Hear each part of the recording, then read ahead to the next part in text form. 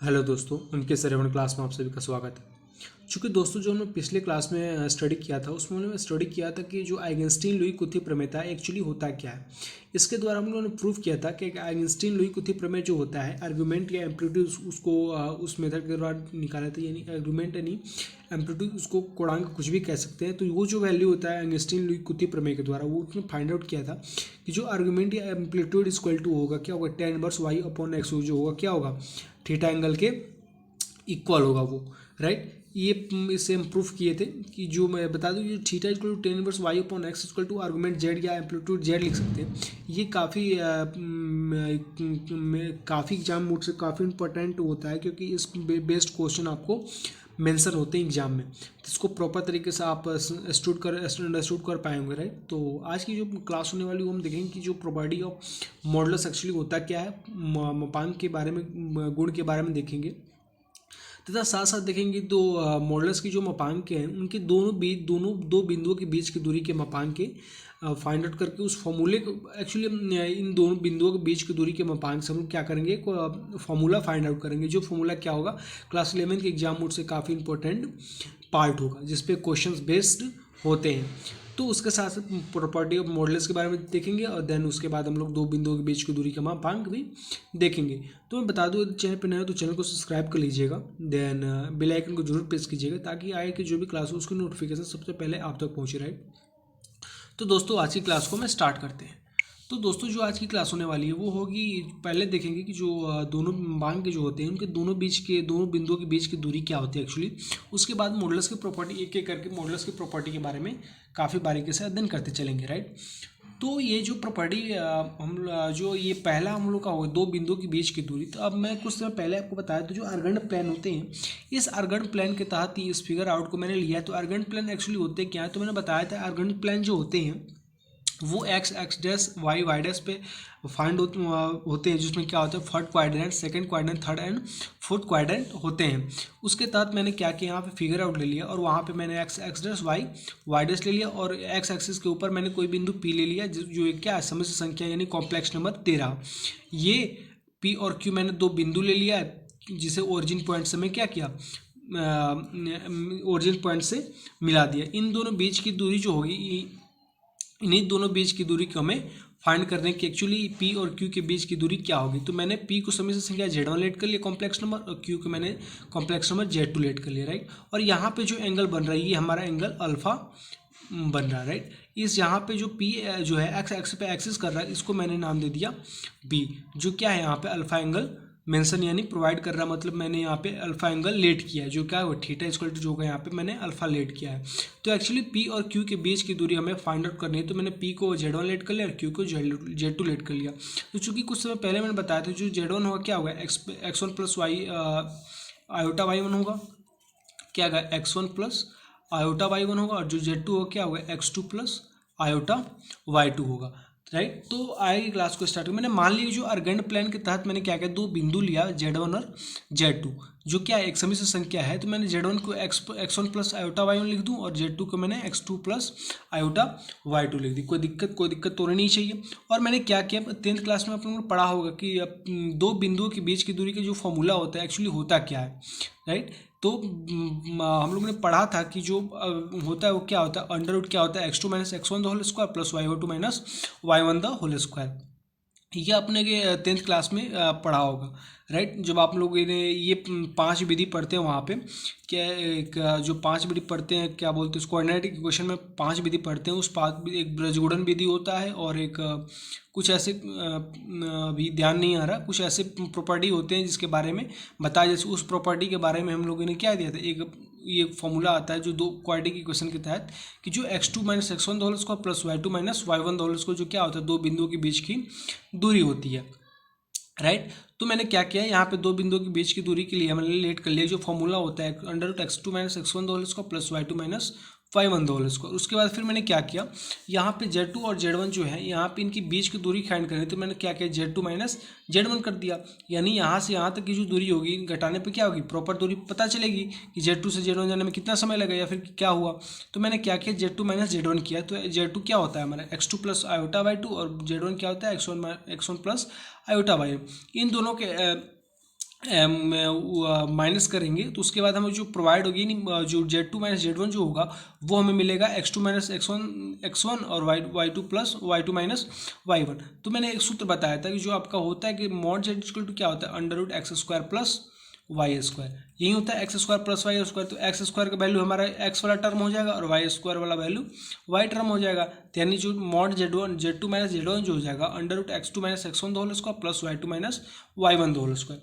तो दोस्तों मैं इस पार्ट को जो RHS वाला पार्ट है इसको मैं PQ लिख दूँ, क्योंकि 10th क्लास में जो PQ होता है हम लोगों ने पढ़ा था कि दो बिंदुओं के बीच की जो दूरी होती है under root x2 minus x1 the whole square plus y2 minus y1 the whole square. उसी प्रकार मैंने क्या किया मॉड Z2 माइनस Z1 जो होगा क्या होगा under root x2 minus x1 the whole square plus y2 minus, इससे हमें क्या आयोटा कॉमन हो जाएगा। जब आयोटा कॉमन होगा तो क्या होगा ये प्लस वन हो जाएगा और प्लस वन में इंटू होगा तो क्या हो जाएगा x2 माइनस x1 हो जाएगा, फिर y2 minus y2 minus y1 हो जाएगा और x स्क्वायर होगा तो x2 minus x1 the whole square हो जाएगा और y स्क्वायर क्या हो जाएगा y2 minus y1 the whole square हो जाएगा। जब ये होल स्क्वायर आ जाएगा तो इसको मैं PQ लिख सकता हूँ, इतने पार्ट को यहाँ इक्वल क्या है PQ है, तो इस पार्ट को मैं PQ लिख दूँ तो इस पार्ट को मॉड क्या हो जाएगा mod Z2 minus Z1 equal to क्या हो जाएगा PQ हो जाएगा। ये हमारा क्या हो जाएगा मतलब जो दो बिंदुओं के बीच की दूरी होगी वो क्या होगी दोनों कॉम्प्लेक्स नंबर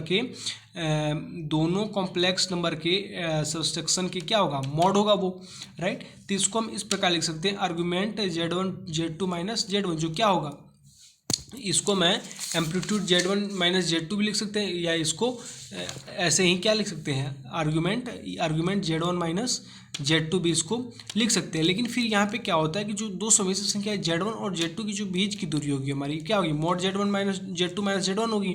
लेकिन फिर मैंने क्या किया कि आर्गुमेंट Z1 माइनस Z2 जो है क्या है उस कोण को मतलब जो अल्फा कोण को निरूपित करता है जो क्या होता है PQ। मतलब कहने का अर्थ ये है कि ये जो हमारा जो प्लेन है आर्गन प्लेन है इसके तहत जो Z1 माइनस Z2 होगा वो इस कोण को मतलब अल्फा कोण को निरूपित करेगा जो क्या होगा PQ जो होगा क्या होगा एक्स एक्सिस पर क्या होगा पॉजिटिव डायरेक्शन में होगा। जब ये पॉजिटिव डायरेक्शन में होगा तभी तो इस पे एक्स एक्सिस होगा, क्योंकि एक्स और वाई के बीच में तो सिंपल होगा कि जो एंगल होगा वो क्या होगा पॉजिटिव होगा।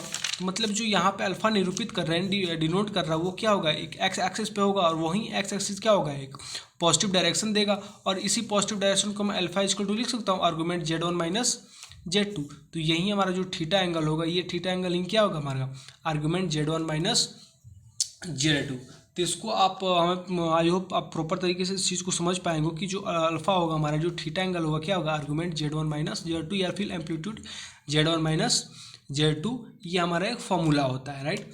तो हम आई होप आपको प्रॉपर तरीके से समझ में आ गया होगा। तो ये जो आपका थीटा एंगल होता है ये क्वेश्चन में पूछे जाते हैं कि आपका इतना कॉम्प्लेक्स नंबर दिया होता है और पता करना होता है कि इसका जो एंगल होगा एक्चुअली एंगल होगा क्या। तो इस फॉर्मूले से हम उस एंगल को फाइंड आउट कर लेंगे। अब बात करते हैं प्रॉपर्टी ऑफ मॉडुलस की। तो प्रॉपर्टी ऑफ मॉडुलस में चार प्रॉपर्टी होते हैं। तो फर्स्ट प्रॉपर्टी की हम बात कर लेते हैं। जो फर्स्ट प्रॉपर्टी ये कहता है ये फर्स्ट प्रॉपर्टी ये कहलाता है कि the modulus of the product of two mod complex number is equal to the product of their modulus.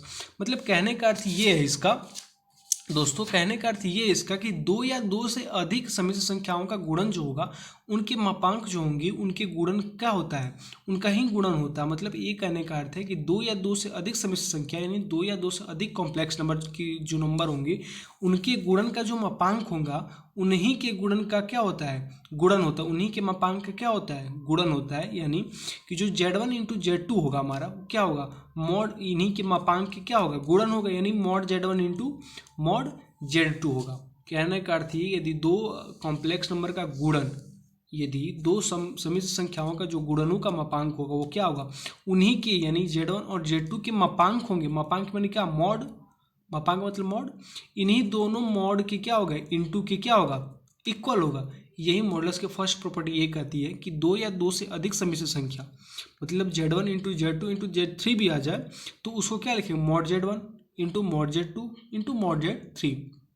तो कहने का अर्थ ये है कि यदि दो या दो से अधिक समिश्र संख्याओं का जो गुणन का मापांक होगा उन्हीं मापांकों के गुणन होता है, यानी उन्हीं मापांक के गुणन के इक्वल होता है। यानी Z1 इंटू Z2 होगा जो क्या होगा इन्हीं के मापांक यानी mod Z into mod Z1 2 के इक्वल होगा, यानी इन दोनों के गुणन के इक्वल होगा। तो ये दोस्तों ये काफ़ी प्रॉपर्टी हमारे लिए बेनिफिशियल है, क्योंकि ये काफ़ी क्वेश्चंस इस पे आधारित होते हैं, इस पे बेस्ड होते हैं। तो मैंने इसको प्रूफ किया हूँ कि जो Z1 होता है हमारा क्या होता है x1 प्लस आयोटा y1 होता है, और Z2 क्या होता है x2 प्लस आयोटा y2 होता है। तो मॉड Z1 जो होगा क्या होगा under root x1 square plus y1 square, और जो Z2 होगा क्या होगा under root x2 plus y2 square. अब इन दोनों को क्या करूँगा मैं Z1 इंटू Z2 करूँगा, फिर हमारे Z1 इंटू Z2 क्या हो जाएगा यहाँ पे x1 plus iota y1, right, यही होगा x1 प्लस आयोटा y1, और दूसरा क्या हो जाएगा x2 प्लस आयोटा y2, यही होगा x2 प्लस आयोटा y2। अब एक एक सिंगल टर्म को ले लें हम, मॉड z इक्वल टू क्या हो जाएगा अंडर रूट x1 प्लस यही हो जाएगा, ये हो जाएगा दोनों, x2 क्या हो जाएगा ये हो जाएगा। उसके बाद क्या करूँगा इन दोनों को मल्टीप्लिकेशन करके इन दोनों का आयोटा कॉमन ले लूँगा, और आयोटा कॉमन लेते ही क्या आ जाएगा मेरा ये वाला फॉर्मूला हमारा आ जाएगा, जो मॉड z इक्वल टू क्या हो जाएगा under root x1 square plus y1 square और x2 square plus y2 square. तो इन दोनों का जो गुणन होगा उन्हीं के मापांक के गुणन के बराबर हो गए। तो हम लोगों ने फर्स्ट प्रॉपर्टी के बारे में काफ़ी जिक्र किया। तो जो इसके और 3 प्रॉपर्टी होती हैं, इनके मॉडुलस की जो मापांक होते हैं, मापांक के जो गुण होते हैं ये 4 होते हैं। तो मैंने फर्स्ट प्रॉपर्टी की बात करी, थर्ड प्रॉपर्टी जो होंगे उसको मैं अगले क्लास में प्रॉपर तरीके से डिफाइन करूँगा, प्रूफ के साथ उसको डिफाइन करूँगा, राइट। तो आज की क्लास को दोस्तों यहीं तक रखते हैं। आगे क्लास में देखेंगे जो मॉडुलस के और 3 प्रॉपर्टी होती हैं, वो 3 प्रॉपर्टी एक्चुअली होती क्या हैं। ये तीनों प्रॉपर्टी ही आपके लिए काफ़ी बेनिफिशियल होगी, क्योंकि आपका जो भी क्वेश्चन बेस्ड होगा इन्हीं कॉम्प्लेक्स मॉडुलस या फिर कंजुगेट या आर्गुमेंट एम्पलीट्यूड, इसी पर क्या होगा बेस्ड क्वेश्चन होंगे। तो इस जो फॉर्मूला में आपको पहले दिन से जो आपको फॉर्मूला के लिए मैं ये रिमेंबर करने के लिए बोल रहा हूँ, ये काफ़ी